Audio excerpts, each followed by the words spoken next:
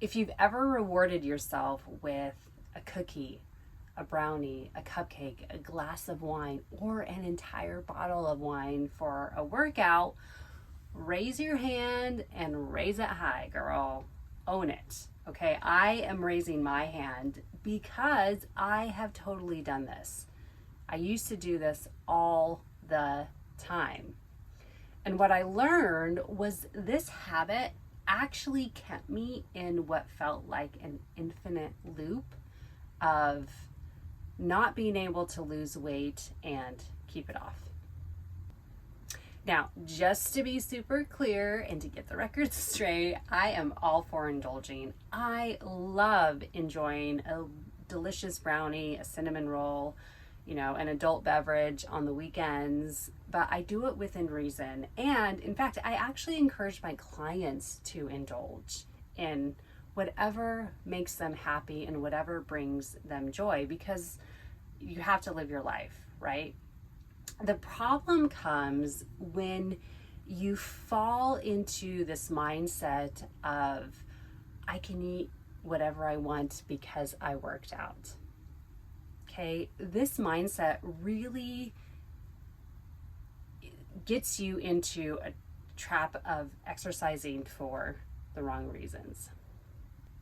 So, if this is you, you're definitely not alone. I hear this all the time from my clients. And like I mentioned, I said it for years. And this was my way of justifying eating too many baked goods or junk food.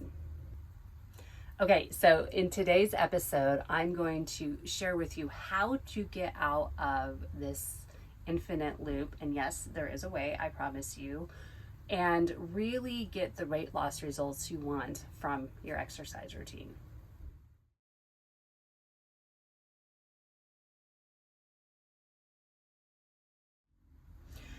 Okay, so let's start with how exercise actually supports fat loss and sustainable fat loss for that matter. So I'm going to share a little bit of hard truth with you right here, which you may or may not have already heard.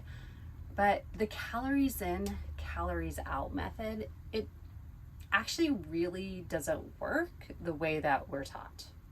Okay? I know it may be shocking to you, but we have been told this for years. So we focus on, we as in like women and just the general population, we focus on eating less calories, being in a calorie deficit and working out more, right? Doing more and more cardio and, to burn those calories that we ate so we can stay in that calorie deficit. Well, the realistic big picture of the calories in, calories out method is it's actually a little difficult to measure accurately, and here's why. Okay, so number one, with the calories in, yes, you could track your calories through an app. There's so many apps out there that you can, put in exactly what you ate throughout the day and it will calculate how many calories, okay? The challenge with this is it's very time consuming and you have to be consistent with it for it to be accurate, for you to get an accurate measurement, okay?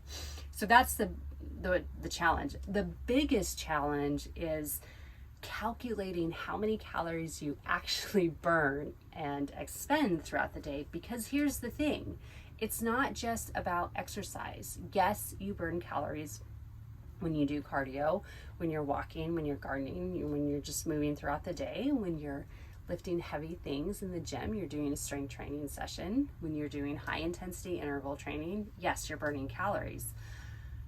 And your body also burns calories when you sleep, when your body's digesting food, when you menstruate. Yes, your body is burning calories. This is why you may feel more hungry at either right before your period or even the first day or two, or even for the entire week you have it, because your body is working hard to shed the uterine lining. And without really being in a lab setting, it's very difficult to measure all this. And also, I love seeing on my Apple Watch how many calories I've burned throughout the day, but I'm not quite sure how accurate it is. So I really just kind of take that with a grain of salt and, as an estimate. So there's no real super accurate way in everyday life for the normal person like you and I to really measure how many calories you're actually burning.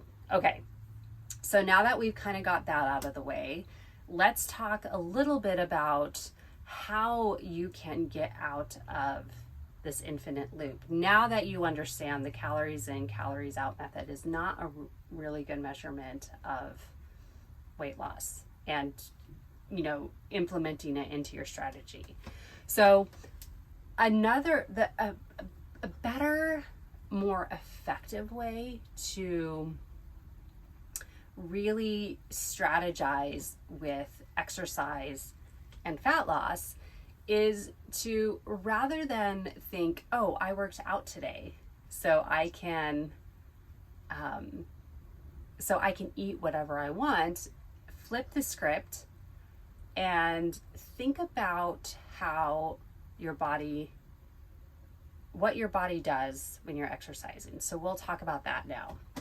So when you're exercising, when you're doing a cardio workout, like low level cardio where your heart rate's up high enough to where you don't feel like it's just gonna, jump out of your chest, and your breathing is a little heavier and a little bit more intense, yet you could still carry on a conversation with someone, okay?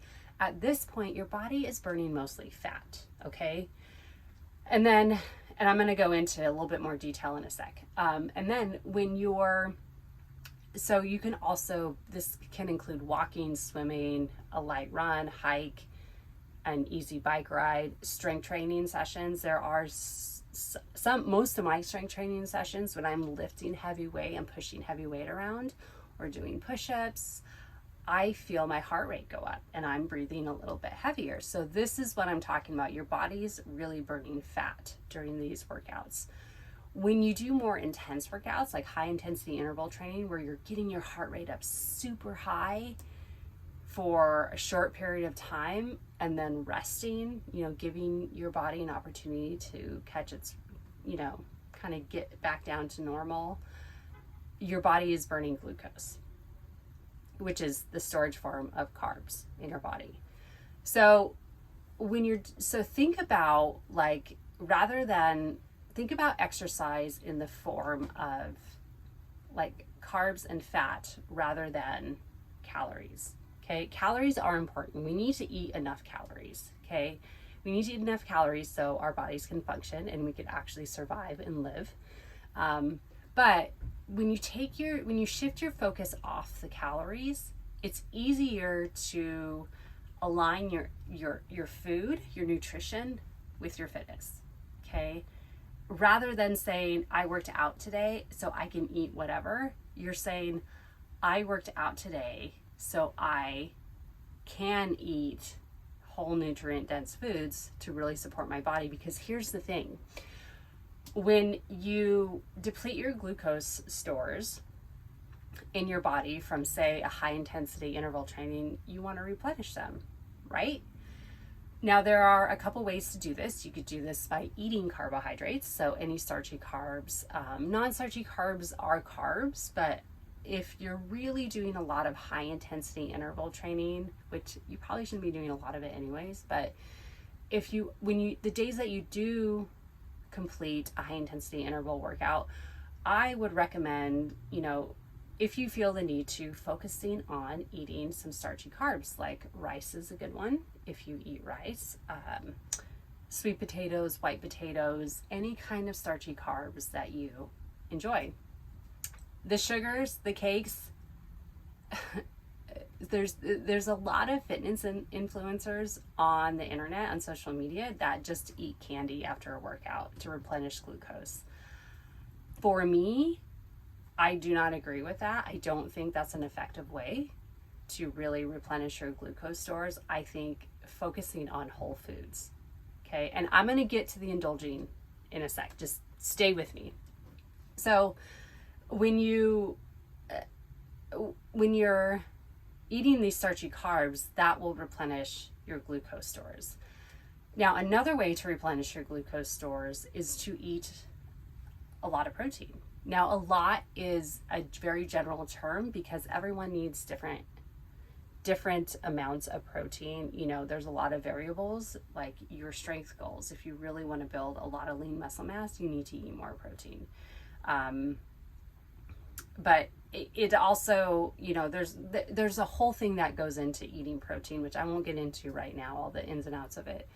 I'll do that on another episode. But when you eat protein, your body has the ability to break down protein in your body, either from ingested protein, so protein that you eat from meat, eggs, seafood, or it can break down protein from your muscles, and it can make glucose. I talked more about this in the last episode about intermittent fasting. So if you haven't done so already, head back to last week's episode, give that a listen. It's also on my blog at melissaking.net, the women's health blog.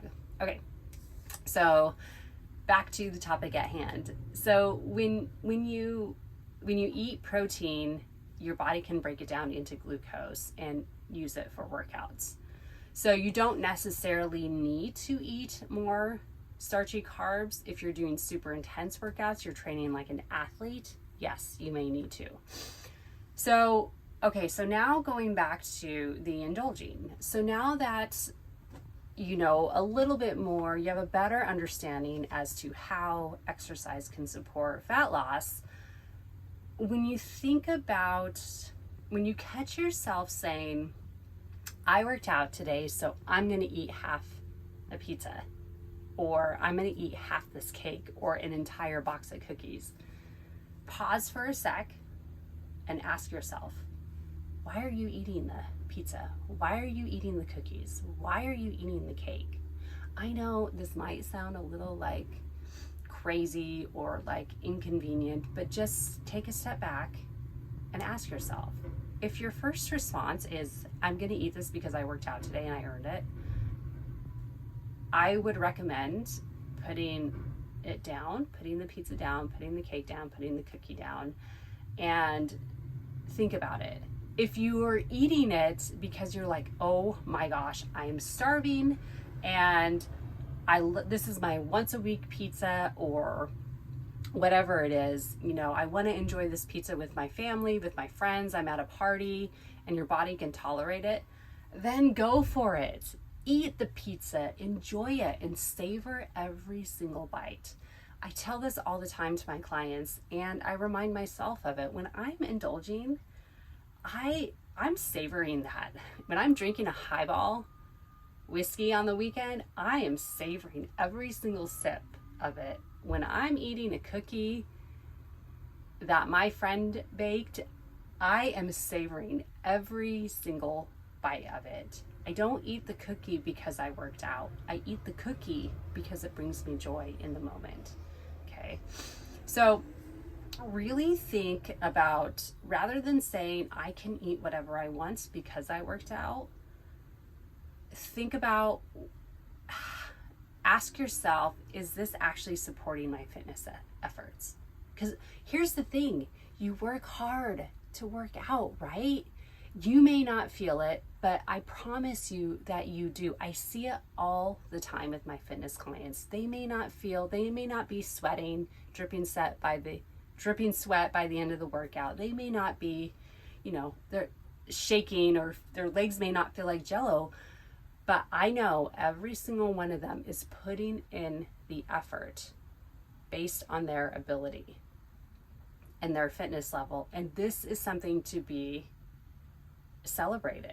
So just remind yourself that it's not about rewarding the exercise with eating junk food or eating baked goods or drinking an entire bottle of wine. It's about rewarding your efforts to replenish the calories that you burned, the glucose that's gone, and the protein. Because also remember, when you work out, when you do a strength training routine, your muscles actually get micro tears in them. So they need to rebuild. And what do your muscles need to rebuild? Amino acids. What are amino acids in? Protein. Protein from meat, eggs, seafood, whole food protein sources. That's where you're going to get the benefits from. So really, to sum it all up, this is something that we say all the time in our home. My husband taught me this statement years and years ago. You can't exercise your way out of a poor diet. So just remember that. Now, I don't like to use the word poor diet, the phrase poor diet, a lot, because there's different definitions for that. But if you're trying to exercise your way out of a poor diet, you're going to remain in that infinite loop of not being able to lose weight and keep it off. Okay. All right. Thank you so much for listening. Tell me in the comments, what did you learn? What is one thing that you're going to do to get you out of that infinite loop? And always remember, you could join our weekly newsletter, our Wellness Abundance Coaching community. Just go to melissaking.net, scroll down just a tad on the homepage, and get your fitness guide to fat loss. Okay, thanks for watching and or listening. I'll see you guys later.